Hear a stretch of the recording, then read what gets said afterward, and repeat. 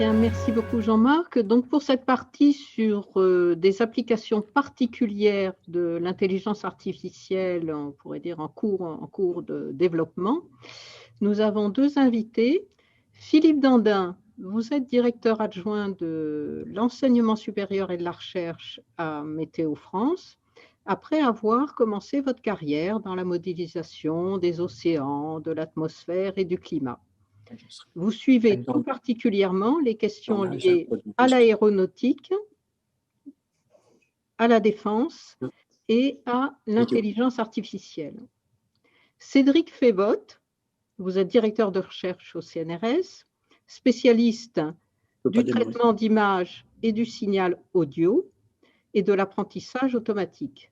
Vous êtes membre d'ANITI, on vient d'en parler, le projet d'envergure mondiale dans la région sur l'intelligence artificielle en recherche, formation, innovation et développement économique.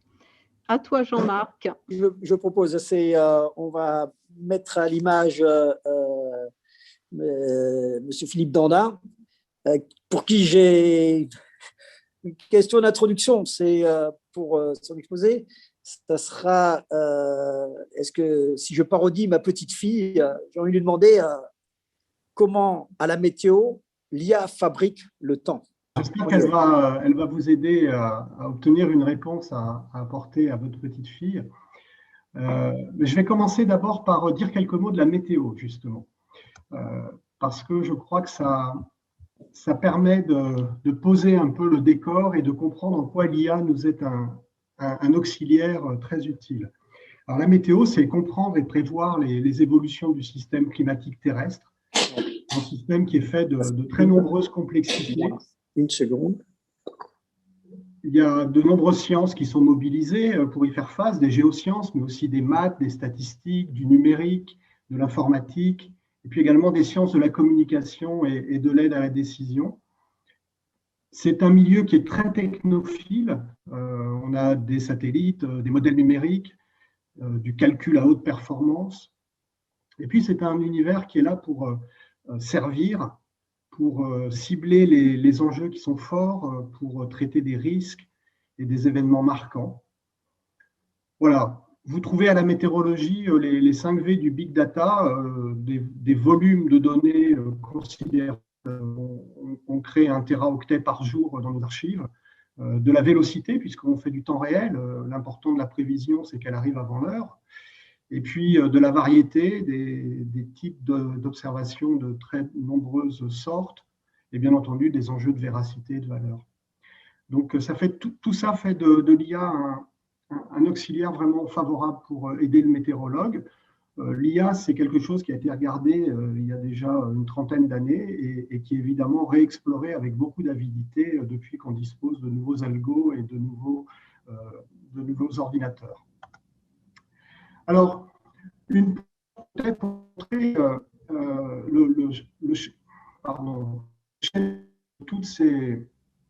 de toutes ces activités en météorologie qui partent de l'observation, qui utilisent les modèles numériques, le calcul scientifique, et puis qui vont jusqu'à fournir des produits et de l'aide à la décision.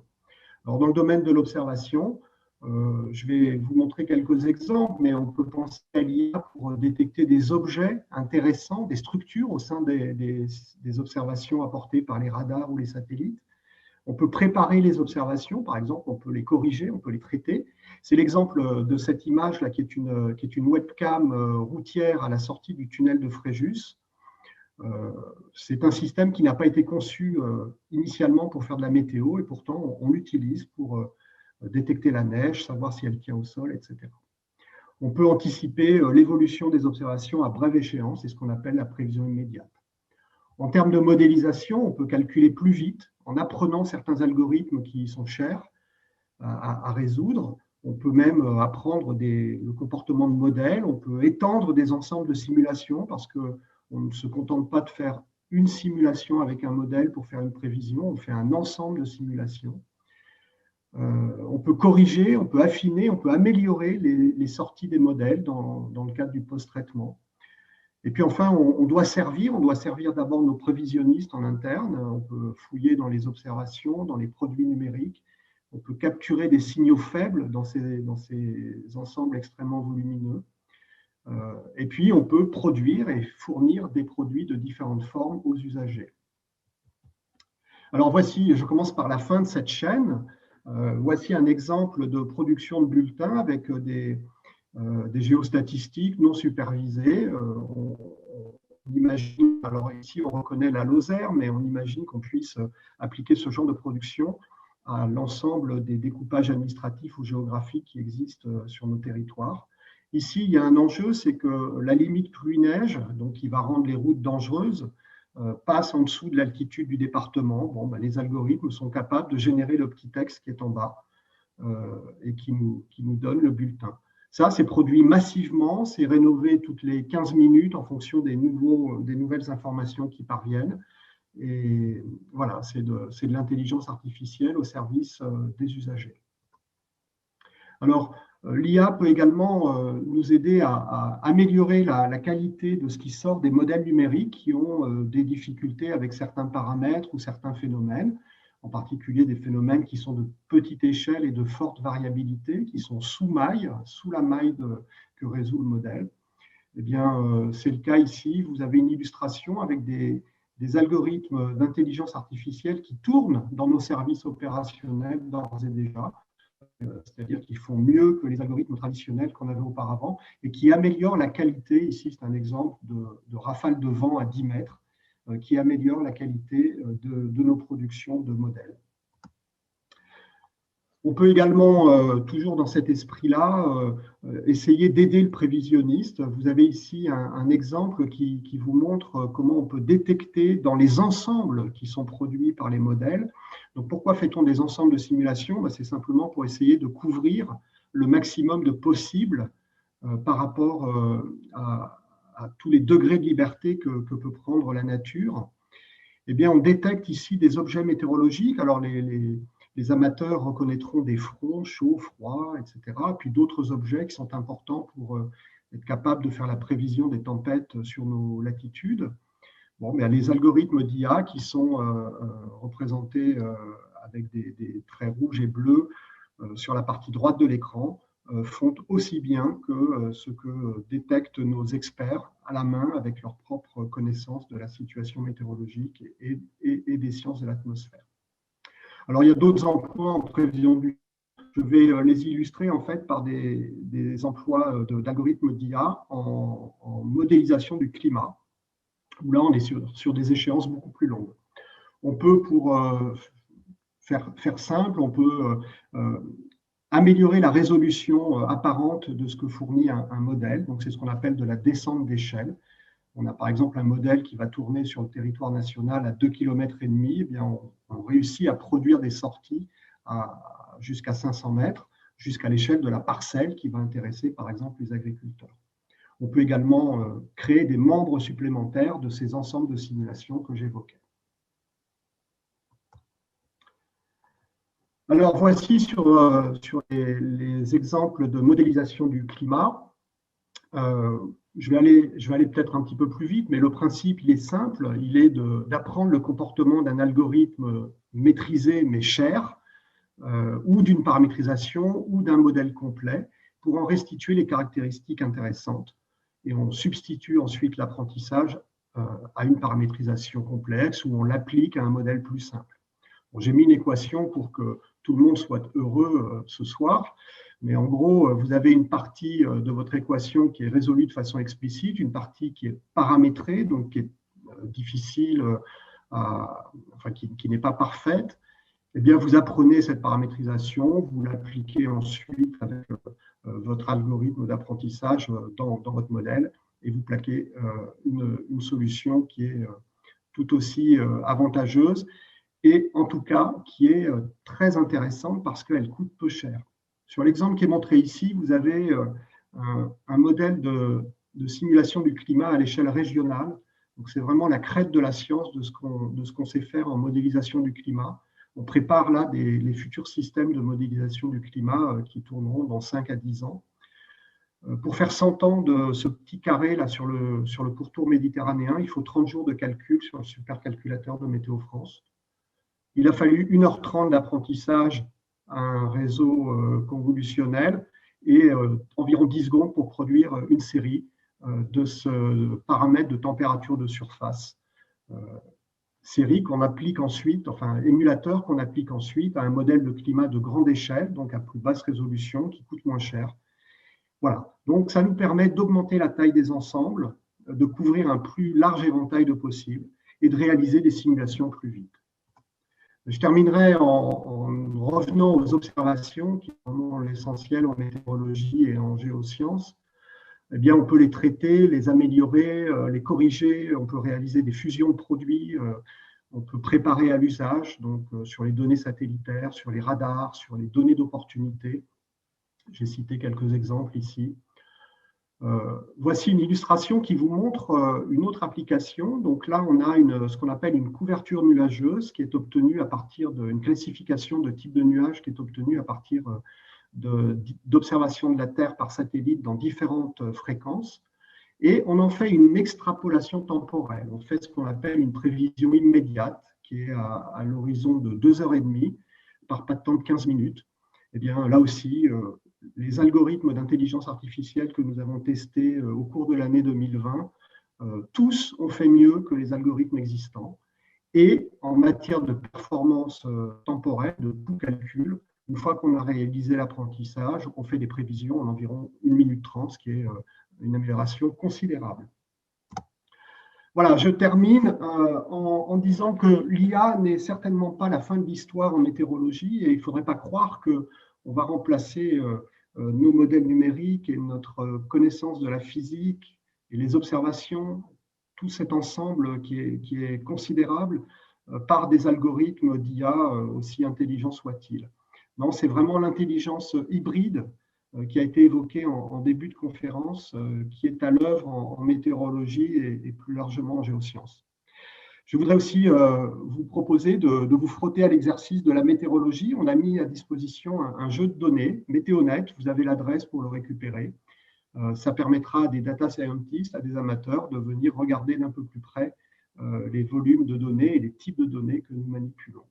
Et je crois qu'il y a un petit film derrière qui suit pour vous faire l'accroche sur ce jeu de données. Merci beaucoup. Merci à vous, Philippe Dandin. Et effectivement, ce petit film qui permet de résumer juste ce que vous venez de dire, ce fameux jeu-là.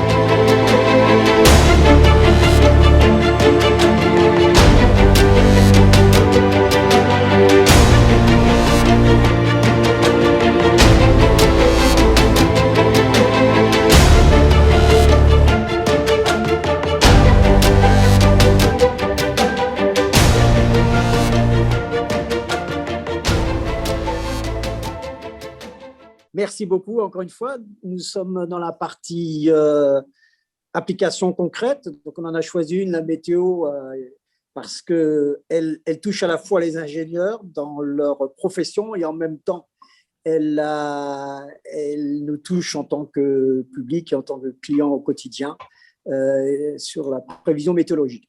Nous allons ici choisir un deuxième thème qui, lui, est autour de l'extraction d'instruments musicaux et puis les traitements de signaux et d'images.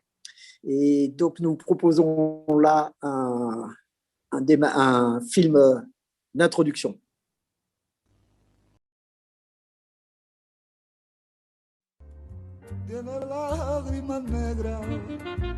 Tiene lágrimas negras como mi vida.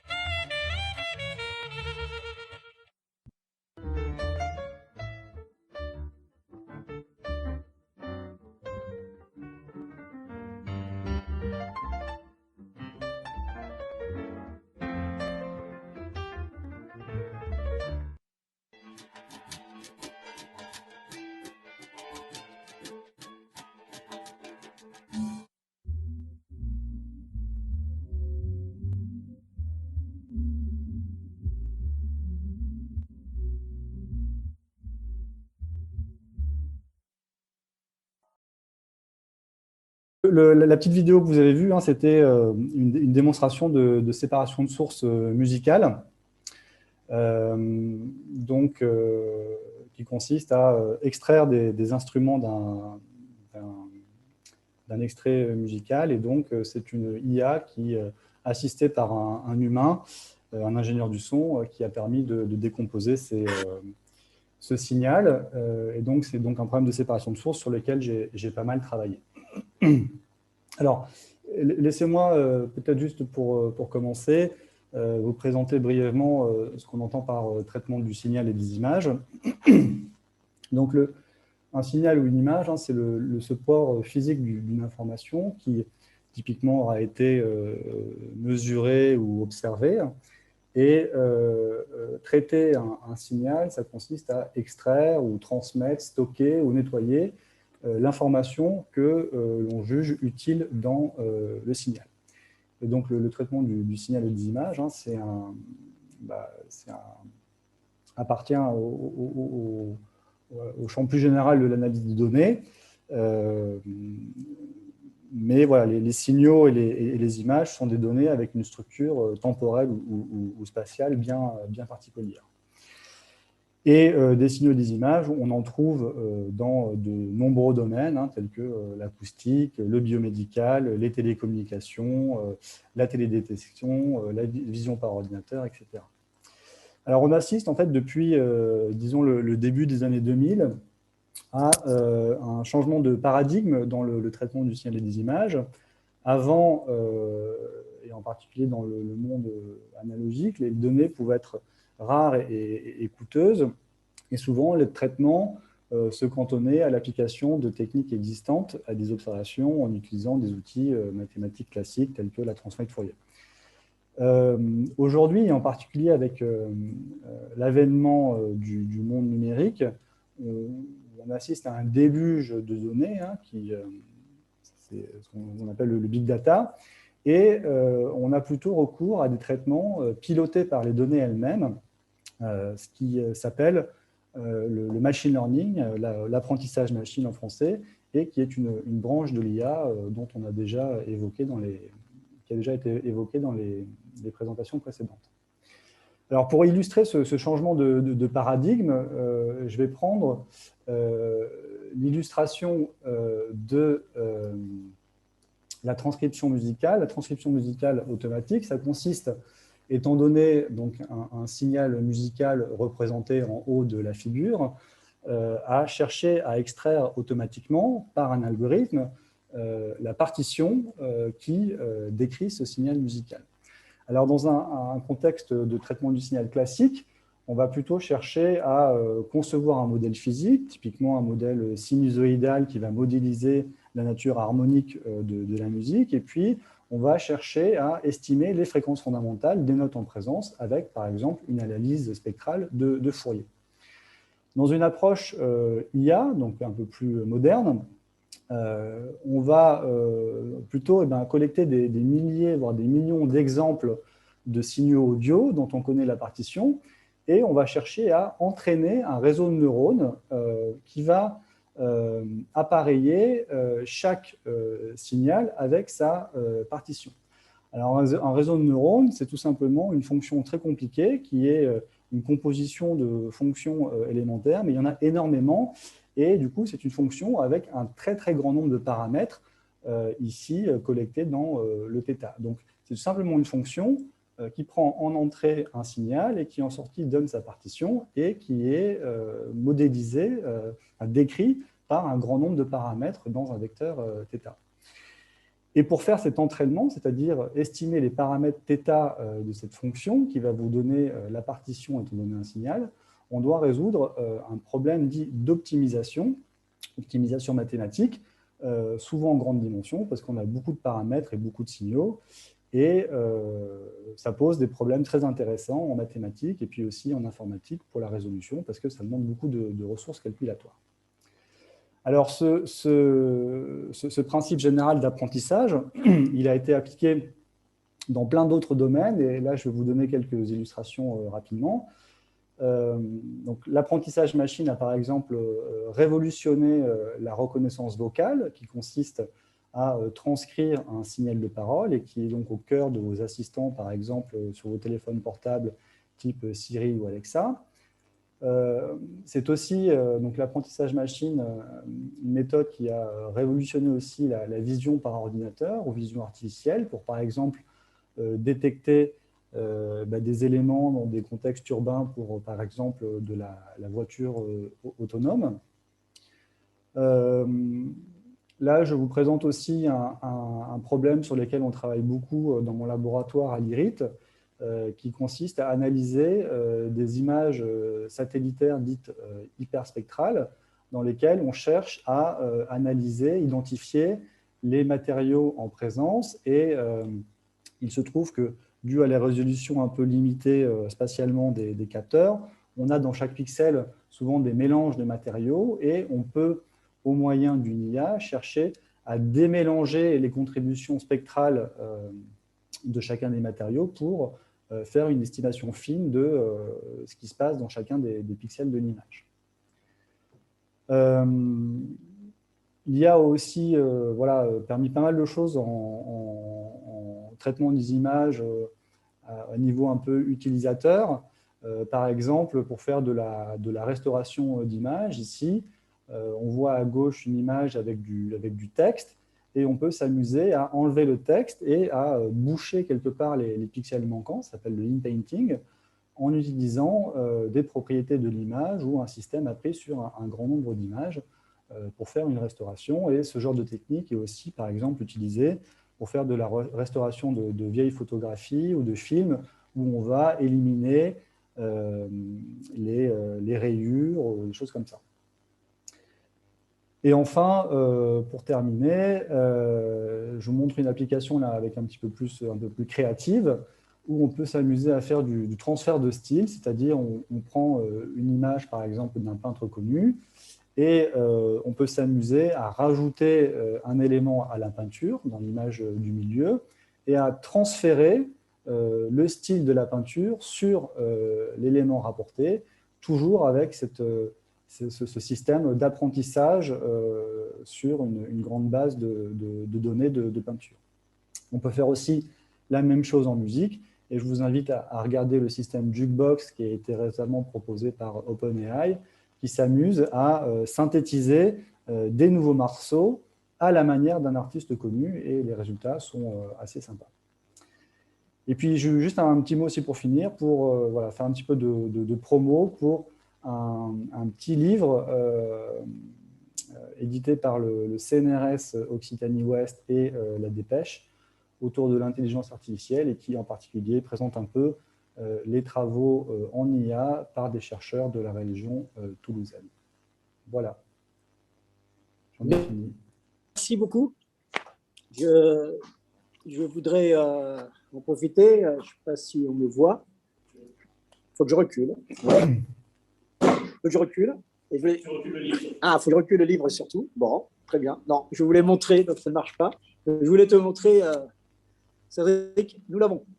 Ah, très bien, parfait. Alors, on ne le voit pas apparemment, mais nous l'avons. Voilà.